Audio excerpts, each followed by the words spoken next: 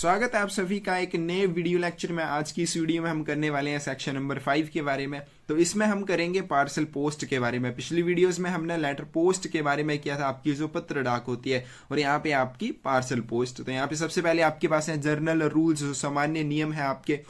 Agreements governing exchange of parcels, parcel के विनियम पर लागू होने वाले करार या फिर एग्रीमेंट्स, समझौते जो होते हैं। International parcel post service with most countries regulated on basis of UPU parcel post agreement. आपकी जो इंटरनेशनल पार्सल पोस्ट सर्विस है बहुत सारे देशों के साथ, ये कौन से बेसिस के ऊपर इसको रेगुलेट किया जाता है या किस आधार पर इनका विनियम किया जाता है। तो आपका यूनिवर्सल पोस्टल यूनियन का जो पार्सल पोस्ट एग्रीमेंट है, आपकी इंटरनेशनल पार्सल पोस्ट सर्विस का जो विनियम किया जाता है बहुत सारे देशों के साथ, universal postal union parcel post agreement के बेसिस के ऊपर किया जाता है।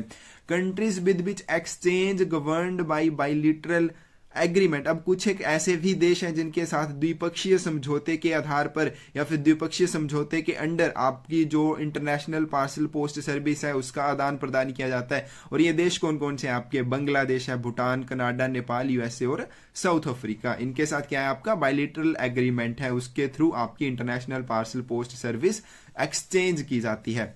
उसके बाद है हमारे पास पोस्टेज डाक शुल्क। Rate of postage different from for every country. आपके लिए जो डाक शुल्क है, ठीक है, प्रत्येक देश के लिए अलग अलग है। देश के हिसाब से इसके ऊपर जो भी चार्जेस हैं वो लगाए जाते हैं। Additional fees payable for special services, आपकी स्पेशल सर्विसेज। अब यहाँ पे ध्यान देना है आपको, ठीक है। इंश्योरेंस की यहाँ पे बात किया, इसके लिए आपको एक्स्ट्रा चार्जेस देने होंगे। एडवाइस ऑफ डिलीवरी के लिए एक्स्ट्रा आपको चार्जेस देने होंगे। कस्टम ड्यूटी के लिए एक्स्ट्रा चार्जेस लगेंगे और बाकी चार्जेस के लिए भी आपके जो है वो आपको पे करने हैं। लेकिन यहाँ पे आपने ध्यान दिया होगा कि रजिस्ट्रेशन की बात नहीं की गई है। पत्र पोस्ट में जब हमने किया था तो यहाँ पे क्या था आपका, रजिस्ट्रेशन के बारे में भी था। इंश्योरेंस के साथ सबसे पहले रजिस्ट्रेशन होती है, ठीक है, उसके बाद इंश्योरेंस की जाती है, फिर बाकी सारी आपकी सर्विसेज आते हैं। लेकिन यहाँ पे डायरेक्ट इंश्योरेंस है, रजिस्ट्रेशन की बात नहीं है, ठीक है। आपके जो इंटरनेशनल पार्सल्स की यहाँ पे बात की गई है। No separate class of registered parcels in foreign post. तो यहाँ पे मेन बात आती है कि फॉरेन पोस्ट में रजिस्टर्ड पार्सल जैसा कोई अलग से वर्ग नहीं है या इनकी कोई भी अलग से क्लास नहीं है, कैटेगरी नहीं है। Except Nepal and Bhutan for which inland rate supply, सिवाय आपके नेपाल और भूटान को छोड़कर, क्योंकि यहाँ पे आपसे क्या होते हैं, इनलैंड रेट्स आपके भारतीय डाक के जो शुल्क हैं वही इनके ऊपर अप्लाई होते हैं, ना कि इंटरनेशनल रेट इनके ऊपर अप्लाई होते हैं। No registration fee charge on such parcels, और ऐसे पार्सल्स के ऊपर आपकी कोई भी रजिस्ट्रेशन फीस जो है वो चार्ज नहीं की जाती है। यहाँ पे ध्यान रखना है नेपाल और भूटान को छोड़कर, ठीक है, क्योंकि नेपाल और भूटान के लिए इनलैंड रेट्स आपके अप्लाई होते हैं, तो रजिस्ट्रेशन जो है इनलैंड रेट्स के हिसाब से की जा सकते हैं। लेकिन फॉरेन पार्सल की जो रजिस्ट्रेशन है वो नहीं की जाएगी, ठीक है। No registration fee charge on such parcel, ऐसे पार्सल्स के ऊपर कोई भी पंजीकरण शुल्क जो है वो चार्ज नहीं किया जाएगा। However treated like inland registered parcel, लेकिन फिर भी इनको कैसे ट्रीट किया जाता है, inland registered parcel while in transmission India, जब भी ये इंडिया में ट्रांसमिशन में होते हैं, ठीक है, एक जगह से जब दूसरी जगह पे जा रहे होते हैं, मान लीजिए बुकिंग हो रही है, बॉर्डर तक ये जाएगा, तो एक यहाँ से आपकी बुकिंग से लेके बॉर्डर तक जाने तक इनको क्या किया जाएगा, इनलैंड रजिस्टर्ड पार्सल की तरह ट्रीट किया जाएगा। Registration of parcels addressed to Nepal and Bhutan is compulsory, लेकिन यहाँ पे देखिए बाकी के लिए तो बोल रहा है रजिस्ट्रेशन होती ही नहीं है, लेकिन नेपाल और भूटान के लिए जब भी आप पार्सल को भेजते हैं तो आपको इसकी रजिस्ट्रेशन जो है वो कंपल्सरी करवानी पड़ेगी, ये अनिवार्य है, आपको करवा के भेजनी पड़ेगी। पोस्टेज चार्जेस की अगर बात करें, डाक शुल्क cover only outward journey of the parcel till office of destination indicated. अब यहाँ पे ये इंपॉर्टेंट चीज है कि आपने जो भी पार्सल के ऊपर चार्जेस दिए होंगे वो कब तक रहेंगे आपके, जब तक कि वो पार्सल आपका डेस्टिनेशन तक नहीं पहुंचाता। डेस्टिनेशन तक आपका एक बार पार्सल पहुंच गया, उसके बाद उस चार्जेस के आपने जो भी पे किए हैं वो पूरे हो जाएंगे, वो खत्म हो जाएंगे, उसके बाद उसमें कुछ नहीं रहेगा। आपको उसे किसी और जगह पे भेजना है, आपको उसको रीडायरेक्ट करना है, सेंडर को वापस भेजना है, उसके ऊपर दोबारा से चार्जेस लगेंगे। रीडायरेक्शन ऑफ पार्सल इनसाइड और आउटसाइड कंट्री ऑफ डेस्टिनेशन और return of parcel to sender. उसके बाद यहाँ पे बोला गया कि अगर आपने पार्सल को रीडायरेक्ट करना है, यानी कि पुनः निर्देशन आप उसका कर रहे हैं, कहाँ पे, आप डेस्टिनेशन कंट्री के चाहे इनसाइड, यानी कि मान लीजिए आपने अमेरिका के लिए भेजा था, आप अमेरिका के भीतर ही उसकी रीडायरेक्शन करना चाहते हैं, या फिर अमेरिका से किसी और देश में उसकी रीडायरेक्शन करना चाहते हैं, या फिर चाहते हैं कि सेंडर को वो पार्सल जो है वापिस लौटाया जाए, collection of additional charges from addressee और जो सेंडर, यानी कि यहाँ से आपके पास क्या हो जाएगा, जो भी प्राप्त करता होगा या फिर जो सेंडर होगा, क्योंकि अभी अगर रीडायरेक्ट करना चाहते हैं तो एड्रेसी से या फिर सेंडर जो होगा, ठीक है, अगर उसको रिटर्न किया गया है तो उससे एडिशनल चार्जेस, इसके लिए एक्स्ट्रा चार्जेस कलेक्ट किए जाएंगे, ठीक है। उन्हीं चार्जेस में आपकी रीडायरेक्शन नहीं होगी। जैसे लेटर में होता था इंडिया में आ रहा है तो उसको भारत के भीतर कहीं भी और आप क्या कर सकते थे, रीडायरेक्ट कर सकते थे बिना किसी चार्जेस के, लेकिन पार्सल में ऐसा नहीं है। Booking of parcel for abroad at any post office authorise to accept foreign parcels, तो यहाँ पे आप बुक कर सकते हैं पार्सल को अब्रोड के लिए, विदेश के लिए, जो भी आपके पोस्ट ऑफिस को अधिकृत किया गया है कि वो फॉरेन पार्सल्स को एक्सेप्ट कर लें, वहां पे आप इनकी बुकिंग जो है वो कर सकते हैं। पोस्टेज और other charges for special services, ठीक है, आपके जो पोस्टेज चार्जेस हैं या फिर अदर चार्जेस हैं स्पेशल सर्विसेज के लिए, विशेष सुविधाओं के लिए, should be fully prepaid at time of posting, posting के टाइम उनको आपको पूरी तरह से उनका भुगतान आपको करना है। पोस्टेज स्टैंप देके आप डाक टिकट यूज कर सकते हैं। Other method in respect inland parcel, या फिर इनलैंड पार्सल के लिए आप जैसे प्रीपेड करते थे उनको सेम यहाँ पर भी किए जा सकते हैं। एक्स्ट्रा चार्जेस ऑन पार्सल, उसके बाद एक्स्ट्रा चार्जेस भी लिए जाते हैं पार्सल के ऊपर in transmission at destination country, transmission में या फिर जब भी डेस्टिनेशन कंट्री के ऊपर वो पहुंच जाते हैं, कौन कौन से चार्जेस लिए जाते हैं, जैसे आपके ट्रांसमिशन के दौरान अगर उसको रीपैक करना पड़े, दोबारा से उसकी पैकिंग करनी पड़े, तो उसके लिए स्पेशल चार्जेस लिए जाएंगे, चाहे वो एड्रेसी हो सेंडर हो, दोनों में से किसी एक को देने होंगे।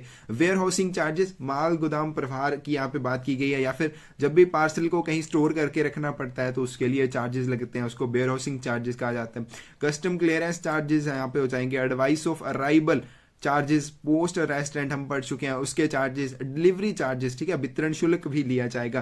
कलेक्टेड फ्रॉम एड्रेसी, तो ये सारे चार्जेस किससे लिए जाएंगे, एड्रेसी से लिए जाएंगे अगर वो इसकी डिलीवरी लेता है।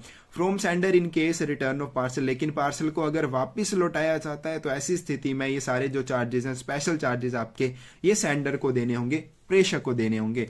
डायमेंशंस की यहाँ पे बात करें, माप किस तरह से होना चाहिए आपके पार्सल का। मैक्सिमम की यहाँ पे बात करेंगे तो मैक्सिमम देखिए आपका लेंथ जो है वो 1.05 मीटर से ज्यादा नहीं होनी चाहिए। यहाँ पे 50 नहीं है, 05 है, ये बिल्कुल अच्छे से ध्यान में रखना है। यहाँ पे गलती होती है कि आपका जो पार्सल है उसकी जो लेंथ है, उसकी जो लंबाई है 1.05 मीटर से ज्यादा नहीं होनी चाहिए। लेंथ प्लस ग्रेटेस्ट सरकमफ्रेंस, उसके बाद लेंथ और सबसे बड़ी जो परिधि है, ठीक है, direction other than length, length के दूसरी डायरेक्शन में होगा ये। नोट एक्सीड 2 मीटर, 2 मीटर से ज्यादा नहीं होनी चाहिए, यानी कि इसमें आप लेंथ को, क्योंकि ग्रेट आपकी क्या होती है, सबसे बड़ी क्या आपकी लेंथ ही होगी, लेकिन लेंथ को यहाँ पे इंक्लूड नहीं आप करेंगे। लंबाई प्लस ग्रेटेस्ट सरकमफ्रेंस की यहाँ पे सबसे बड़ी परिधि की बात की गई है, तो ये 2 मीटर से ज्यादा आपकी नहीं होनी चाहिए। और मिनिमम की यहाँ पे बात करें, surface measuring note less than, surface measuring का क्या मतलब होता है कि उसका जो ऊपरी सरफेस है वो किससे कम नहीं होना चाहिए आपका, 90 मिलीमीटर और 140 मिलीमीटर। 140 मिलीमीटर क्या उसकी लेंथ हो सकती है कम से कम, और 90 मिलीमीटर उसकी क्या हो सकती है, विड्थ हो सकती है कम से कम। उसके बाद है लिमिट्स ऑफ वेट, पार्सल का अधिकतम या मिनिमम जो वजन है वो कितना हो सकता है। Maximum weight for foreign parcel, foreign parcel का जो अधिकतम वजन है वो कितना हो सकता है, 20 किलोग्राम से। यहाँ पे इनलैंड पोस्ट में भी आपका सेम है।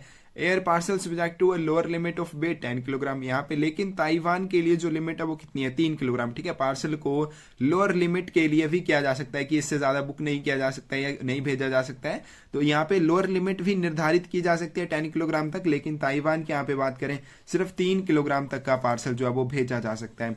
मैनर ऑफ एड्रेसिंग, पता लिखने का तरीका, पार्सल के ऊपर एड्रेस किस तरह से लिखा जाएगा। जर्नल कंडीशंस क्लोज नंबर 11 का आप देख लीजिएगा एक बार किस तरह से, उसी तरह से सेम यहाँ पे रहेगा। एड्रेस ऑफ सेंडर, तो यहाँ पे जो सेंडर है, अब यहाँ पे एड्रेस ही का हो जाएगा क्लोज नंबर 11 में, लेकिन आपका जो सेंडर है, प्रेषक है, उसका पता कहाँ पे लिखा जाएगा। ऑन पार्सल और एड्रेस लेवल, ठीक है, पार्सल के ऊपर या फिर एक एड्रेस लेवल आप लगा सकते हैं, उसके ऊपर लिखना है, कंपलसरी है, अनिवार्य है। रिटन इन इंक और कॉपिंग इंक पेंसिल का आप यूज करेंगे, ठीक है, आप स्याही वाली पेंसिल का यूज करेंगे। उसके बाद है only one addressee corporated body designated as addressee, और प्राप्त करता आपका सिर्फ एक ही व्यक्ति या कॉर्पोरेटेड बॉडी होनी चाहिए, ये नहीं कि आप 1 या 2-3 व्यक्तियों को इस तरह से उसके ऊपर एड्रेस लिख के भेज रहे हैं।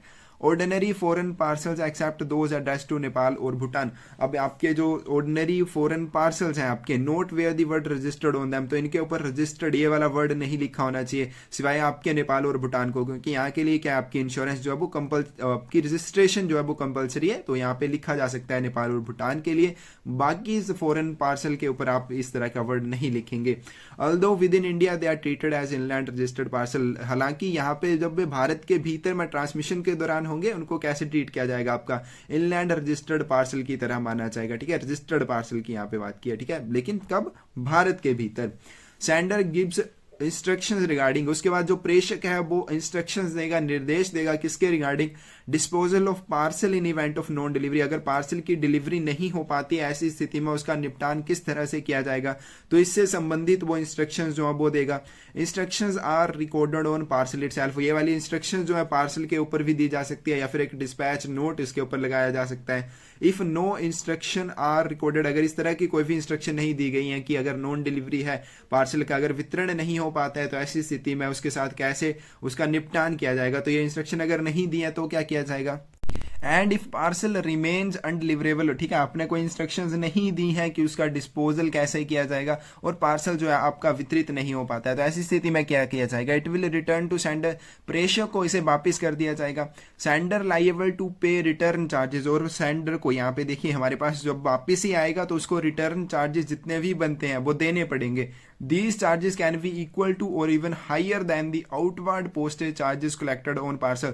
तो यहाँ पे देखिए जब पार्सल को एक्चुअल में भेजा गया था तो मान लीजिए उस समय आपसे लिए गए थे 10 रुपए चार्जेस के रूप में, लेकिन जब वो वापस लौट के आएगा सेंडर को दिया जाएगा तो हो सकता है कि उससे 10 रुपए के चार्जेस लिए हैं या फिर 10 रुपए से ज्यादा भी ये हो सकते हैं, ठीक है, यानी कि इक्वल टू और इवन हायर भी ये हो सकते हैं, ज्यादा भी ये हो सकते हैं।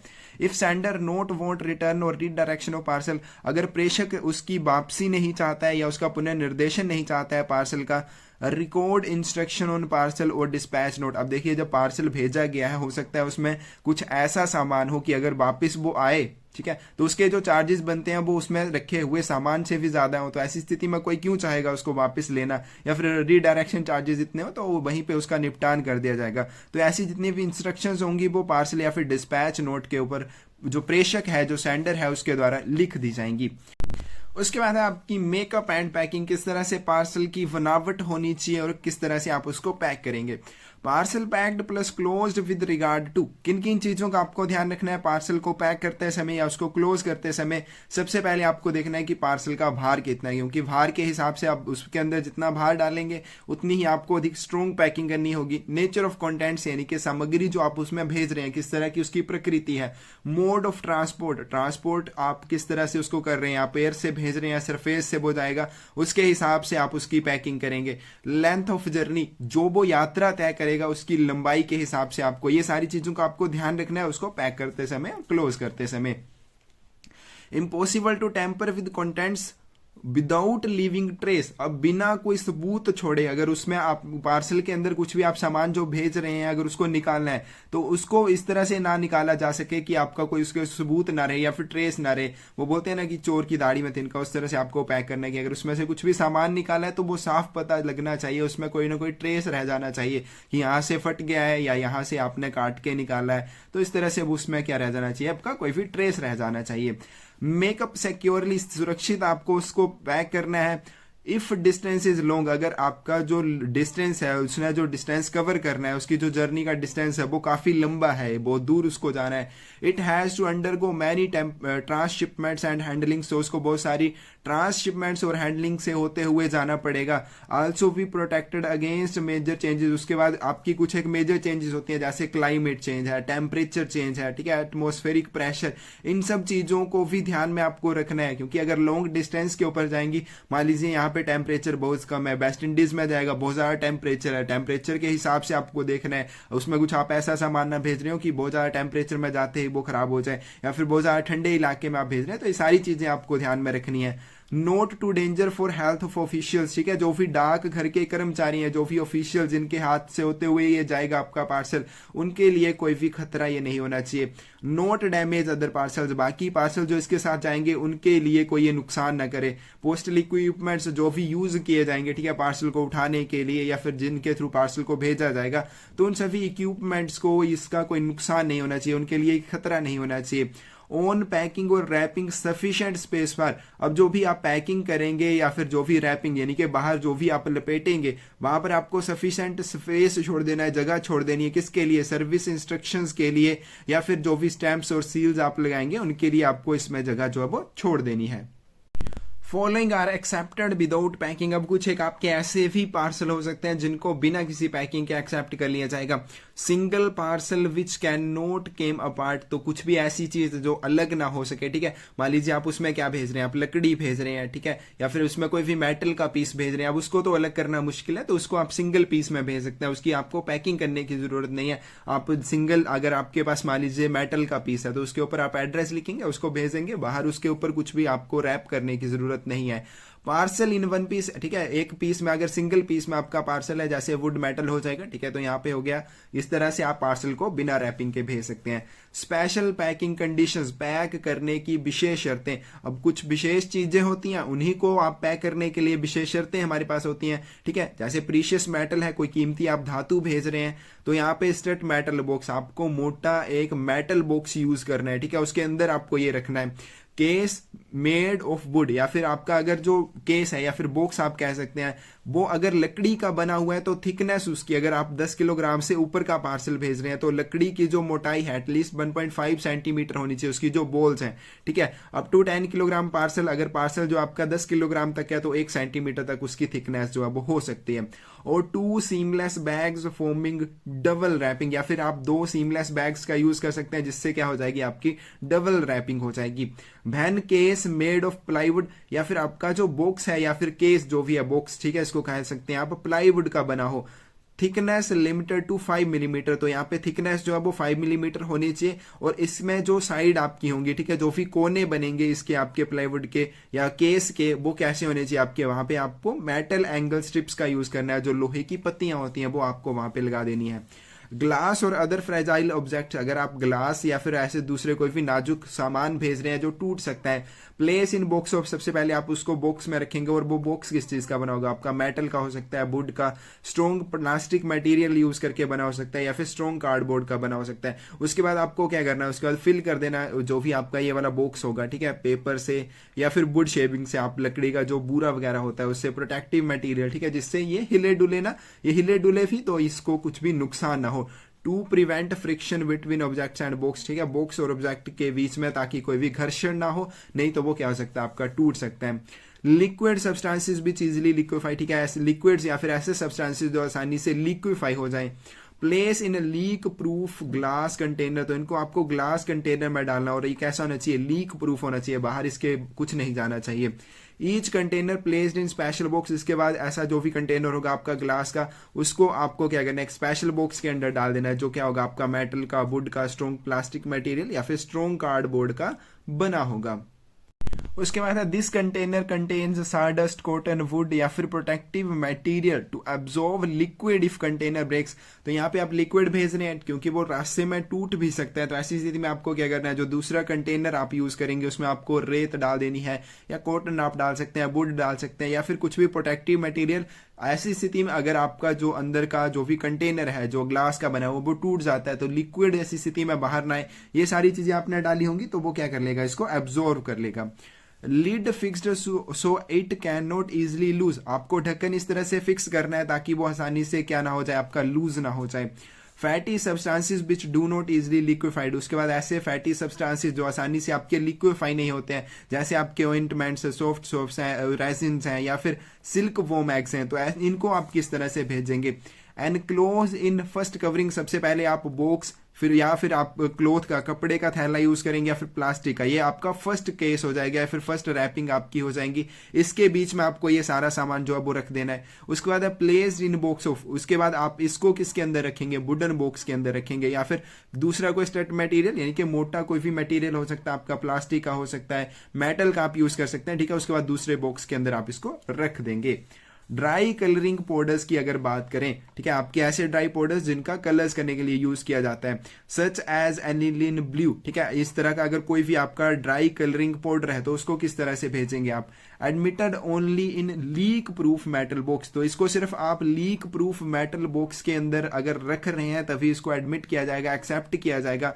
और उसके बाद आपका ये जो लीक प्रूफ मेटल बॉक्स होगा इसको किसके अंदर रखा जाएगा, वुडन बॉक्स के अंदर या फिर स्ट्रॉन्ग प्लास्टिक कार्डबोर्ड के अंदर रखा जाएगा।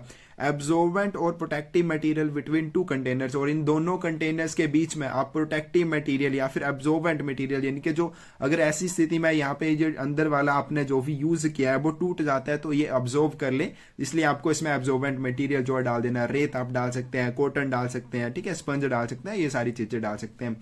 ड्राई नॉन कलरिंग पाउडर्स की अगर बात करें, प्लेस्ड इन बॉक्स ऑफ, सबसे पहले आपको इनको क्या करना है, मेटल के, वुड के, स्ट्रॉन्ग प्लास्टिक मटेरियल या फिर कार्डबोर्ड के बॉक्स में रखना है। उसके बाद then enclose in box made of one of these material, पहला बॉक्स इनमें से आप यूज करेंगे और दूसरा बॉक्स भी आप इन्हीं में से किसी एक का यूज करके इसको बंद कर देंगे।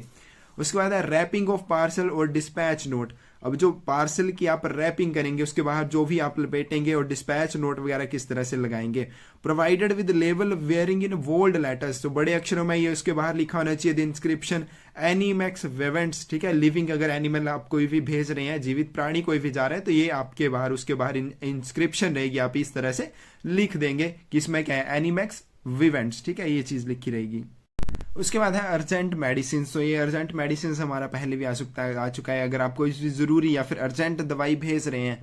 Side which bears addresses, address provided with, तो यहाँ पे पार्सल की बात की गई, अगर पार्सल में भी आप कोई अर्जेंट मेडिसिन भेज रहे हैं तो एड्रेसेस की साइड के ऊपर जिस साइड आपने प्राप्तकर्ता का पता लिखा हुआ है उस साइड में एक लेवल आपका होना चाहिए, इस तरह का लेवल ही होगा जिसमें क्या लिखा होगा आपका मेडिसिमेंट्स अर्जेंट, ठीक है, ये वर्ड लिखे होंगे, ये वाला आपका सिंबल बना होगा, और ये आपके जो वर्ड्स लिखे हैं और ये आपका जो सिंबल है कैसा होना चाहिए, आपका ब्लैक लेटर्स होने चाहिए, ठीक है, ब्लैक कलर का होना चाहिए, और इसका जो बैकग्राउंड होगा ये कैसा होगा, लाइट ग्रीन बैकग्राउंड, इसका हल्का हरा रंग का बैकग्राउंड होना चाहिए, ठीक है। ये वाला लेवल आपको प्राप्तकर्ता वाली साइड जहां पे आपने प्राप्तकर्ता का पता लिखा है वहीं पे आपको ये लेवल भी चिपका देना है। उसके बाद documents to be furnished along with parcel at time of booking, booking के समय पार्सल के साथ पेश किए जाने वाले कागजात, तो जब आप किसी भी पार्सल को बुक करते हैं उसके साथ आपको कुछ एक डॉक्यूमेंट्स भी देने होते हैं, दस्तावेज भी देने होते हैं, तो कौन कौन से हैं, foreign parcel except address to Canada and South Africa, जितने भी आपके फॉरेन पार्सल्स हैं सिवाय आपकी कनाडा और साउथ अफ्रीका को छोड़कर, ठीक है, प्रेजेंट भी, तो उनको किसके साथ आपको पेश करना है, डिस्पैच नोट इन प्रेस्क्राइब्ड फॉर्म, निर्धारित फॉर्म के ऊपर आपको एक डिस्पैच नोट उसके साथ देना होगा फॉरेन पार्सल के साथ, सिवाय कनाडा और साउथ अफ्रीका को अगर आप पार्सल भेज रहे हैं तो उनको छोड़कर। Obtain from any post office, किसी भी पोस्ट ऑफिस से ये प्राप्त आप कर सकते हैं, optional for US and Nepal, और ये आपका यूएसए और नेपाल के लिए ऑप्शन है आपका ये जो डिस्पैच नोट है। All columns filled by sender, जितने भी कॉलम्स होंगे आपके डिस्पैच नोट के उनको प्रेषक के द्वारा भरा जाएगा, सिवाय columns with in thick border on front side right hand side. अब फ्रंट साइड कौन सी हो जाएगी, यानी कि जिस साइड आप पता लिख रहे हैं वो हो जाएगी आपकी फ्रंट साइड। फ्रंट साइड में राइट हैंड साइड में जो भी थिक बॉर्डर में आपके मोटे बॉर्डर वाले जो भी कॉलम्स होंगे वो आपको छोड़ देने हैं, बाकी जितने भी हैं वो सेंडर के द्वारा भरे जाएंगे। Addresses of sender and addressee furnish by sender, जो भी प्राप्तकर्ता का और प्रेषक का पता है वो किसके द्वारा फर्निश किया जाएगा, उसको सेंडर के द्वारा, और जितने भी बाकी पार्टिकुलर्स हैं वो भी सेंडर के द्वारा दिए जाएंगे।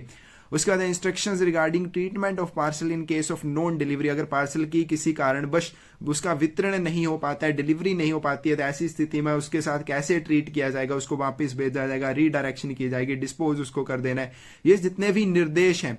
On back of dispatch note, तो जो डिस्पैच नोट है उसके बैक वाली साइड ये सारे जो भी इंस्ट्रक्शंस हैं वो दी जाएंगी। ओनली वन इंस्ट्रक्शन, लेकिन यहाँ पे सिर्फ ध्यान रखना है सिर्फ एक ही इंस्ट्रक्शन दी जाएंगी, उसको वापिस करना है, उसको डिस्पोज करना है, रीडायरेक्ट करना है, सिर्फ एक ही इंस्ट्रक्शन आपकी रहेगी। Instructions should be in English और language known in destination country, और जो इंस्ट्रक्शंस आप देंगे, जो निर्देश आपके होंगे वो इंग्लिश में होने चाहिए या फिर डेस्टिनेशन कंट्री में जो भी नॉन लैंग्वेज है, जो भी वहां की परिचित भाषा है उसमें ही आप नोट जो है या फिर आपके इंस्ट्रक्शन जो है वो दे सकते हैं। सेपरेट लेवल फॉर सेंडर्स इंस्ट्रक्शन में भी यूज, और सेंडर की इंस्ट्रक्शंस के लिए अलग से एक लेवल भी यूज किया जा सकता है। इन case of insured parcel VP COD parcel, ठीक है, अगर आपका इंश्योर्ड पार्सल है, बीमित पार्सल आप भेज रहे हैं, वीपी पार्सल आप भेज रहे हैं, सीओडी पार्सल आप भेज रहे हैं, कैश ऑन डिलीवरी वाला जो होता है, the amount should be indicated in Indian currency, तो जो अमाउंट उसके ऊपर इंडिकेट किया जाएगा वो इंडियन करेंसी में इंडिकेट किया जाएगा। On set of custom declaration form, तो आपका कहां पे किया जाएगा, ये कस्टम डिक्लेरेशन वाला जो फॉर्म है उसके सेट के ऊपर इसको किया जाएगा।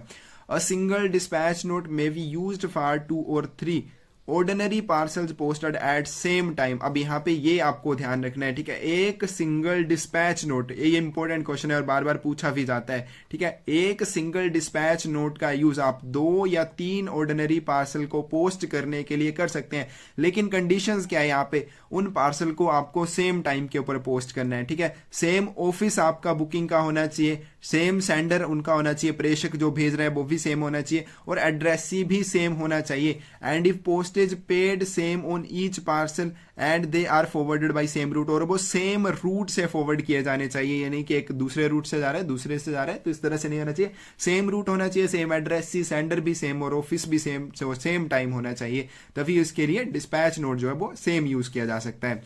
इन such cases parcel clearly marked by sender, और ऐसे अगर केस में अगर आप 2 या 3 पार्सल्स के लिए डिस्पैच नोट का यूज कर रहे हैं, तो पार्सल्स के ऊपर आपको क्लियरली प्रेषक के द्वारा क्या लिख देना चाहिए, ये वाली उसके ऊपर लाइन रहेगी, one of the batch of यहाँ पे पार्सल, ठीक है। ये तीनों के तीनों लिखे जाएंगे जो भी पार्सल रहेंगे।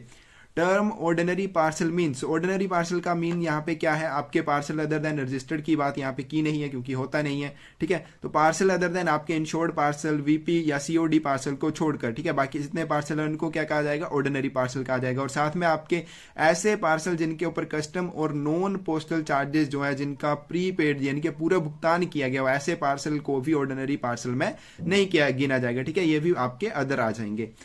उसके बाद नेक्स्ट है हमारे पास पार्सल्स फॉर अब्रोड, विदेशों के लिए जो पार्सल होंगे। Liable to open for examination at destination country, तो ऐसे आपके पार्सल जो भी अब्रोड के लिए जाते हैं तो डेस्टिनेशन कंट्री में उनको जांच के लिए खोला जा सकता है, ताकि उनकी जो है कस्टम एग्जामिनेशन की जा सके, बाकी जो भी लीगल रिक्वायरमेंट्स हैं वो पूरी की जा सके। Therefore, every foreign parcel accompanied by custom declaration in prescribed form, इसलिए आपको हर एक पार्सल के साथ क्या कर देना है, जो भी कस्टम डिक्लेरेशन का निर्धारित फॉर्म होता है उसके साथ संलग्न आपको कर देना है डुप्लीकेट में। In some cases 2 copies of custom declaration are required, और कुछ एक केसेस में आपकी कस्टम डिक्लेरेशन की 2 कॉपीज की जरूरत भी पड़ती है। Accurate plus detailed description of contents, net value, value expressed in Indian currency, उसके बाद जो भी आप उसमें सामग्री भेज रहे हैं उसकी एक्यूरेट और डिटेल्ड डिस्क्रिप्शन आपको दे देनी है, नेट वैल्यू कितनी है और जो भी वैल्यू है उसको इंडियन करेंसी में एक्सप्रेस किया होना चाहिए। Description of general nature are not admitted, उसके बाद पार्सल के अंदर जो भी आप सामान भेज रहे हैं उसका जर्नल नेचर जो है वो एक्सेप्ट नहीं किया जाएगा, उसकी डिस्क्रिप्शन एक्सेप्ट नहीं की जाएगी। सेंडर में also attach CP2 dispatch note, उसके बाद जो प्रेषक है वो इसके साथ क्या कर सकता है, CP2 डिस्पैच नोट का यूज कर सकता है, वो इसके साथ संलग्न किया जा सकता है। और एनी डॉक्यूमेंट्स, उसके साथ और भी डॉक्यूमेंट हो सकते हैं, इनवॉइस हो सकती है, export licence, import licence, health certificate, ये सारे डॉक्यूमेंट्स भी उसके साथ हो सकते हैं। पार्सल्स एड्रेस्ड टू यूएसए को संबोधित parcel, instruction regarding disposal, non delivery should be recorded on custom declaration also, तो यहाँ पे देखिए अगर पार्सल की डिलीवरी नहीं हो पाती है तो उसके संबंधित उसका निपटान कैसे किया जाएगा, तो ये जो इंस्ट्रक्शंस रहेंगी उसके डिस्पोजल से संबंधित वो कस्टम डिक्लेरेशन फॉर्म के ऊपर भी आपको लिख देनी है, उसके ऊपर भी दी जाएंगी।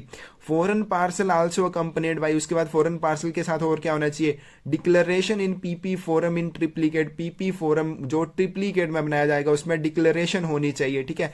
If parcel contain goods less than 50 rupees, अगर आपका पार्सल जो है उसमें 50 रुपए से कम का सामान आप भेज रहे हैं, सिंपल डिक्लेरेशन इज सफिशिएंट, तो सिंपल डिक्लेरेशन ही काफी है। Parcel containing goods which require special permits license for export, अगर पार्सल के अंदर कुछ ऐसा सामान है जिसके लिए स्पेशल परमिट की जरूरत है या फिर लाइसेंस की जरूरत है उसको एक्सपोर्ट करने के लिए, उसका निर्यात करने के लिए, should be accompanied by relevant papers, तो उचित पेपर्स उसके साथ आपको संलग्न कर देने हैं। 1 copy custom declaration pasted on parcel itself, उसके बाद कस्टम डिक्लेरेशन की 1 कॉपी आप पार्सल के ऊपर पेस्ट कर देंगे, चिपका देंगे। अदर डॉक्यूमेंट्स, जो बाकी सारे जितने भी डॉक्यूमेंट्स होंगे सिक्योरली टाइड ऑन पार्सल, उनको पार्सल के ऊपर अच्छी तरह से बांध देना है। प्लेस्ड इन ट्रांसपेरेंट एडिसिव एनवल्प, या फिर आप क्या करेंगे उनको ट्रांसपेरेंट एडिसिव एनवल्प का, ठीक है, चिपकने वाले एनवल्प के अंदर, और कैसा होगा ये ट्रांसपेरेंट पारदर्शी लिफाफे के अंदर डालकर भेजेंगे। After exception of a foreign parcel, जब फॉरेन पार्सल को एक्सेप्ट कर लिया जाएगा, receipt given to sender for parcel, तो पार्सल के लिए प्रेषक को एक रिसिप्ट दी जाएगी, रसीद दी जाएगी। नेक्स्ट है हमारे पास undelivered outward parcels and instructions by sender, अवितरित जावक पार्सल और प्रेषक की हिदायतें। अनलाइक इनलैंड पार्सल्स, ठीक है, इनलैंड पार्सल्स के विपरीत आपके जो फॉरेन पार्सल्स हैं अगर सेंडर को वापस आते हैं तो वो फ्री नहीं आते हैं, चार्जेस उनके लिए आपको देने पड़ेंगे। In case non delivery and return to sender, अब यहाँ पे बोला है कि नॉन डिलीवरी के केस में अगर पार्सल का वितरण नहीं हो पाता है और सेंडर को वो वापस आता है, सेंडर बिकम्स लायबल टू पे पोस्टेज चार्जेस, तो यहाँ पे जो प्रेषक है उसको पोस्टेज चार्जेस जो है वो देने पड़ेंगे for journey of parcel. Parcel destination से जब वापस आएगा तो उसके जितने भी जर्नी के चार्जेस बनते हैं वो सारे उसको देने होंगे। उसके बाद है generally equivalent to outward charges, तो यहाँ पे जनरली बोलेगा कि सामान्य इतने ही होते हैं जितने आप पहले दिए होते हैं, ठीक है। पहले आपने प्रेषक ने क्या किया, सेंडर ने क्या किया, पार्सल को बुक किया, वो डेस्टिनेशन के ऊपर पहुंच गया, तो बुकिंग के समय उसने जितने चार्जेस दिए थे जनरली उतने ही चार्जेस उसको भी देने पड़ते हैं, या फिर कुछ एक केसेस में ज्यादा भी चार्जेस उसको देने पड़ सकते हैं, जैसे वेयर हाउसिंग चार्जेस हो सकते हैं, रीपैकिंग चार्जेस, कस्टम डिक्लेरेशन, तो ये सारी फीस उसको भी देनी पड़ सकती है सेंडर को अगर पार्सल जो है वापस आता है। उसके बाद है therefore sender of foreign parcel are given the option to indicate on parcel और ऑन डिस्पैच नोट, तो जब भी यहाँ पे देखिए पार्सल जो है वो सेंडर को वापस आता है तो इससे बचने के लिए क्या किया जाता है, एक फॉरेन पार्सल का जो भी सेंडर है उसको ये ऑप्शन दी जाती है कि वो इंडिकेट कर सकता है पार्सल के ऊपर या फिर डिस्पैच नोट के ऊपर regarding treatment of parcel in case of non delivery, की अगर पार्सल का वितरण नहीं हो पाता है तो ऐसी स्थिति में उसके साथ किस तरह से ट्रीट किया जाएगा, उसको रिटर्न किया जाएगा, रीडायरेक्ट किया जाएगा या डिस्पोज उसको कर दिया जाएगा। One of the following instructions में बी गिवन बाय सेंडर, तो यहाँ पे जितनी इंस्ट्रक्शन नीचे दी हुई है इनमें से कोई भी इंस्ट्रक्शन जो है वो प्रेषक के द्वारा दी जा सकती है। An advice of non delivery we send to him, तो यहाँ पे बोला गया कि अगर पार्सल जो है वो वितरित नहीं हो पाता, उसकी डिलीवरी नहीं हो पाती है तो नॉन डिलीवरी की सूचना उसको वापिस आ सकती है, उसको भेजी जा सकती है। Advice of non delivery send to other person, या फिर एडवाइस ऑफ नॉन डिलीवरी जो वो किसी तीसरे व्यक्ति को भेजी जाए। रिसाइडिंग इन डेस्टिनेशन कंट्री, जो कि गंतव्य देश में ही रहता है। Return of parcel by air and surface specified, उसके बाद पार्सल को किस तरह से वापिस अगर रिटर्न करना है तो एयर से किया जाएगा या सरफेस से किया जाएगा। Period of detention in destination country, गंतव्य देश में उसको कितने टाइम के लिए, कितने पीरियड के लिए डिटेन करके या रिटेन करके रखा जाएगा, रोक के रखा जाएगा। डिलीवर टू अनदर पर्सन, उसके बाद है एड्रेसी के सिवा किसी तीसरे व्यक्ति को उसका वितरण करना है। रीडायरेक्शन बाय सरफेस और एयर, उसकी जो अगर पुनः निर्देशन करना है तो किस तरह से करना है, सरफेस के द्वारा या एयर के द्वारा। Payment of redirection charges by addressee, उसके बाद प्राप्तकर्ता जो होगा उसके द्वारा जो भी रीडायरेक्शन चार्जेस हैं वो पे किए जाएंगे। That the parcel be treated as abandoned, ठीक है, उसके बाद पार्सल को इस तरह से ट्रीट करना है कि उसको वो त्यागा हुआ, यानी कि उसको छोड़ दिया, जो मर्जी उसके साथ करते रहो, ठीक है। ये सारी इंस्ट्रक्शन, इनमें से कोई एक इंस्ट्रक्शन जो है वो सेंडर के द्वारा दी जा सकती है। इफ फेल्ड एनी रीडायरेक्शन, और अगर जो रीडायरेक्शन के लिए दिया वो फेल हो जाती है, ठीक है, parcel plus dispatch note must bear the indication, तो पार्सल और डिस्पैच नोट के ऊपर क्या इंडिकेशन होनी चाहिए, नी पास नेक्स्ट पेंडर, ठीक है, ये वाली इंडिकेशन होनी चाहिए अगर कोई भी रीडायरेक्शन जो है वो फेल हो जाती है। Do not redirect in French, ठीक है, तो नी पास नेक्स्ट पेंडर का मतलब होता है डू नॉट रीडायरेक्ट, कि इसको रीडायरेक्ट नहीं करना है, फ्रेंच लैंग्वेज में इसका मतलब है, या फिर आप डेस्टिनेशन कंट्री में जो भी नॉन लैंग्वेज है उसमें ये वाली इंडिकेशन जो है वो दे सकते हैं। उसके बाद है आपके पास अबंडन्ड पार्सल, ऐसे पार्सल जिनको त्यागा हुआ मान लिया जाए। Sold destroyed by destination country, तो उनको गंतव्य देश के द्वारा बेचा भी जा सकता है या फिर नष्ट भी उनको किया जा सकता है, क्योंकि अबंडन्ड वो त्याग दिया गया है, उसको ना एड्रेसी लेगा ना उसको सेंडर को लौटाया जाएगा, तो फिर डेस्टिनेशन कंट्री के हिसाब से वो चाहे तो उसको बेच भी सकते हैं या फिर नष्ट भी कर सकते हैं। Redirection of parcel inside outside destination country by surface और एयर, उसके बाद है पार्सल का डेस्टिनेशन कंट्री के भीतर या फिर बाहर पुनः निर्देशन करना, और कैसे, सरफेस या फिर एयर के द्वारा। Satisfying conditions for further transmission, तो ये तभी किया जाएगा जब वो फर्दर ट्रांसमिशन के लिए, कि आगे उनको जब रीडायरेक्ट किया जाए तो उसके लिए जो भी कंडीशंस हैं वो सेटिस्फाई करें, जितनी भी पैकिंग की कंडीशंस हैं, वेट की कंडीशंस हैं, या फिर वो हालात उसके ठीक होने चाहिए, या ऐसा ना हो कि वो रास्ते में अभी थोड़ी दूर जाए और आपका बिखर जाए, तो ऐसा भी नहीं होना चाहिए। बाकी जितनी कंडीशंस है वो सेटिस्फाई करेगा तभी उसको आगे ट्रांसमिट किया जाएगा। Request by sender at time of posting, और ये जो रिक्वेस्ट है रीडायरेक्शन की ये कब दी जाएगी, पोस्टिंग शिपिंग के समय सेंडर के द्वारा, प्रेषक के द्वारा दी जाएगी। रिक्वेस्ट ऑफ एड्रेसी, इसके लिए प्राप्तकर्ता भी रिक्वेस्ट दे सकता है। ग्रंटिंग टू पे additional charges for such redirection, और लेकिन एड्रेसी को, प्राप्तकर्ता को इस चीज की गारंटी देनी होगी कि जो भी एडिशनल चार्जेस बनते हैं इस रीडायरेक्शन के वो उनको पे करेगा। इन case non delivery of such redirection, अब रीडायरेक्शन तो कर दी है लेकिन फिर भी नॉन डिलीवरी रहती है, उस आर्टिकल का वितरण फिर भी नहीं हो पाता। All additional charges for additional transmission, तो जितने भी एडिशनल चार्जेस रहेंगे आगे के ट्रांसमिशन के लिए वो किससे लिए जाएंगे, सेंडर से लिए जाएंगे। Mode of return of parcel, parcel के रिटर्न या वापस आने का जो मोड रहेगा, किस तरह से वो वापस आएगा। Depend upon instructions given by sender on parcel और डिस्पैच नोट, पार्सल या फिर डिस्पैच नोट के ऊपर प्रेषक के द्वारा जो भी निर्देश दिए जाएंगे उनके हिसाब से ही मोड ऑफ रिटर्न रहेगा कि पार्सल आपका बाय एयर आएगा, बाय सरफेस आएगा। तो इन इंस्ट्रक्शंस के रिगार्डिंग ये देखा जाएगा। Return by air only if, अगर इसको एयर द्वारा लौटाया जाएगा तो इसके पीछे क्या वजह रहेगी, आपकी addressee had so required, addressee ने, प्राप्तकर्ता ने इसके लिए रिक्वायर किया हो, या फिर guaranteeing to pay return charges and air surcharge, या फिर गारंटी दी गई हो कि जब वो वापिस लौटाया जाएगा तो उसके लिए एयर चार्जेस भी दिए जाएंगे, तभी उसको बाय एयर लौटाया जाएगा। If no instructions given by sender, लेकिन प्रेषक के द्वारा अगर कोई भी इंस्ट्रक्शंस ना दी गई हो, parcel will be returned by surface only, तो पार्सल को बाय सरफेस ही लौटाया जाएगा। अगर उसने इंस्ट्रक्शन दी है तो बाय एयर उसको लौटाया जाएगा। उसके बाद है एडवाइस ऑफ नॉन डिलीवरी, अवितरण की सूचना। If sender indicated on parcel और dispatch note in case of non delivery, अगर पार्सल का वितरण ना होने की स्थिति में प्रेषक के द्वारा पार्सल के ऊपर या फिर डिस्पैच नोट के ऊपर इस चीज को इंडिकेट किया गया हो, advice of non delivery send to, की जो भी अवितरण की सूचना वो किसको दी जाए, him other person in destination country, उसको खुद को या फिर दूसरा कोई व्यक्ति हो सकता है डेस्टिनेशन कंट्री में, गंतव्य देश में, जिसको उसके अवितरण की सूचना दी जाएगी। और वो व्यक्ति क्या करेगा, ठीक है, वो खुद या फिर दूसरे को, जो भी डेस्टिनेशन कंट्री में जिसको भी इंस्ट्रक्शन या फिर एडवाइस ऑफ नॉन डिलीवरी दी गई हो, who may give fresh instruction regarding disposal of parcel, तो वो पार्सल के निपटान के संबंध में फ्रेश नई इंस्ट्रक्शंस जो है वो दे देगा। Person indicated given any instructions, ठीक है, तो पर्सन जो है वो कोई भी इंस्ट्रक्शन दे सकता है जो हमने क्लोज नंबर 102 में की है, सी से लेके जी तक, ठीक है, या फिर वो क्या इंस्ट्रक्शंस दे सकता है, इनमें से जो हम नीचे करेंगे ये वाली कोई भी इंस्ट्रक्शन दे सकता है। नोटिफाई एड्रेसी वंस मोर, एक बार फिर से प्राप्तकर्ता को नोटिफिकेशन दी जाए, सूचना दी जाए। करेक्ट और कंप्लीट एड्रेस हो सकता है, ठीक है, करेक्ट यानी कि दोबारा से सही एड्रेस या फिर पूरा एड्रेस वो दे सकता है। Where COD parcel is concern, जहां पे आपका सीओडी पार्सल हो, ठीक है, अगर सीओडी पार्सल है, deliver to person other than addressee, प्राप्तकर्ता के सिवाय किसी दूसरे व्यक्ति को उसका वितरण किया जाए।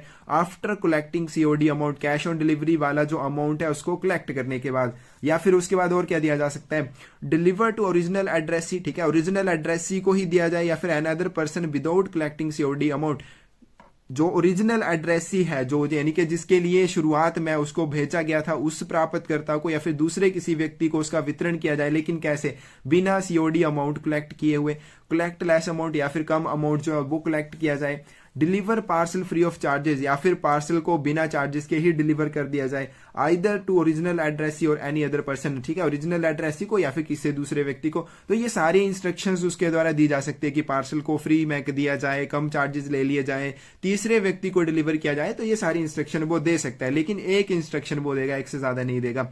Eight time giving fresh instructions, और फ्रेश इंस्ट्रक्शंस देते time sender has to pay for advice of non delivery, तो जो प्रेषक है उसको एडवाइस ऑफ नॉन डिलीवरी और वितरण की सूचना के लिए एक्स्ट्रा चार्जेस उसको देने पड़ेंगे। These instructions transmitted by most rapid route, air और सरफेस विदाउट एक्स्ट्रा चार्जेस, और ये वाली जो इंस्ट्रक्शंस होंगी इनको मोस्ट रैपिड रूट से भेजा जाएगा, आपका एयर या फिर सरफेस के द्वारा भेजा जाएगा, जहां से जल्दी पहुंच जाए बिना किसी एक्स्ट्रा चार्ज के। उसके बाद है if instructions related to several parcels, अगर इंस्ट्रक्शंस जो है बहुत सारे पार्सल से रिलेटेड है, लेकिन ये पार्सल कैसे हैं, पोस्टेड एट सेम टाइम, ऐसे पार्सल जिन्हें सेम टाइम के ऊपर पोस्ट किया गया हो, सेम पोस्ट ऑफिस से पोस्ट किया गया हो, सेम सेंडर के द्वारा उनको भेजा गया हो, और प्राप्तकर्ता भी आपका सेम है। Single advice of non delivery charge is payable, तो यहाँ पे single advice of non delivery से भी चल जाएगा इन सभी के लिए, ठीक है, बहुत सारे पार्सल के लिए आप single advice of non delivery का यूज कर सकते हैं, और चार्जेस भी आपको एक एडवाइस ऑफ नॉन डिलीवरी के लिए देने होंगे। नेक्स्ट है आपके पास अनडिलीवरेबल इनवार्ड पार्सल्स, अवितरित आवक parcel. Period of detention and warehousing charges, रोक कर रखने की अवधि और माल गोदाम प्रभार किस तरह से आपसे लिए जाएंगे। If addressee of ordinary VP inward foreign parcel fails to take delivery within 7 days, तो यहाँ पे बोलेंगे कि अगर प्राप्तकर्ता किसी भी ऑर्डिनरी या फिर वीपी इनवर्ड फॉरेन पार्सल का उसको 7 दिन के भीतर लेने में असमर्थ हो जाता है, ठीक है, या फेल हो जाता है, और ये 7 दिन कब से आपसे गिने जाएंगे? इट्स फर्स्ट प्रेजेंटेशन, जब इसको पहली बार प्रेजेंट किया गया होगा, पेश किया गया होगा डिलीवरी के लिए, उस समय से लेकर या फिर डेट ऑफ डिलीवरी से, जो भी डिलीवरी डेट है उससे लेके इंटीमेशन ऑफ इट्स अराइवल, इसके पहुंचने की इंटीमेशन जब सूचना दे दी गई है, उसके 7 दिन के बाद जो आपके क्या किया जाएगा? Warehousing charges charged at the rate per day के हिसाब से 7वें दिन के बाद आपसे जो भी वेयर हाउसिंग चार्जेस है उनको चार्ज किया जाएगा। 8वें दिन से कलेक्ट फ्रॉम एड्रेसी, और ये प्राप्तकर्ता से कलेक्ट किए जाएंगे, यानी कि कौन से दिन से लगने शुरू हो जाएंगे? आपके 8वें दिन से 7 दिन के बाद। और ये 7 दिन कब से गिने जाएंगे? आपके first presentation, date of delivery या फिर इंटीमेशन ऑफ इट्स अराइवल के बाद से। उसके बाद है हमारे पास in case parcel has alternate address and it can not deliver to original address see. अब यहाँ पे बोला गया कि अगर पार्सल जो है, अगर इसमें कोई भी अल्टरनेट एड्रेस दिया गया है और इसको ओरिजिनल एड्रेस के ऊपर वितरित ना किया जाए, तब क्या होगा? Warehousing charges due from first addressee will be collected from second addressee. तो जो भी वेयर हाउसिंग चार्जेस होंगे और ड्यू होंगे आपके पहले एड्रेसी से जो लेने थे, वो सेकंड एड्रेसी से लिए जाएंगे। इन case parcel written by addressee for reassessment, और अगर यहाँ पे पार्सल को रिटर्न किया जाता है, वापस किया जाता है प्राप्तकर्ता के द्वारा, ताकि उसकी रीअसेसमेंट की जा सके। Actual period of detention in office of delivery, तो जो भी वितरण का कार्यालय होगा वहां पर देखा जाएगा कि एक्चुअल कितने टाइम के लिए उसको वहां पर डिटेन करके रखा गया है, before and after reassessment. Reassessment के पहले और बाद में पूरा पीरियड देखा जाएगा कि पहले कितने टाइम के लिए रहा, बाद में कितने टाइम के लिए रहा। Taken into account for calculating warehousing charges, तो इस जितना भी पीरियड पहले का आपका होगा, बिफोर वाला और आफ्टर वाला, उसको क्या किया जाएगा? उसको अकाउंट में लिया जाएगा, यानी कि उस पीरियड के भी आपसे वेयर हाउसिंग चार्जेस जो है वो लिए जाएंगे, उनको भी कैलकुलेशन में इंक्लूड किया जाएगा।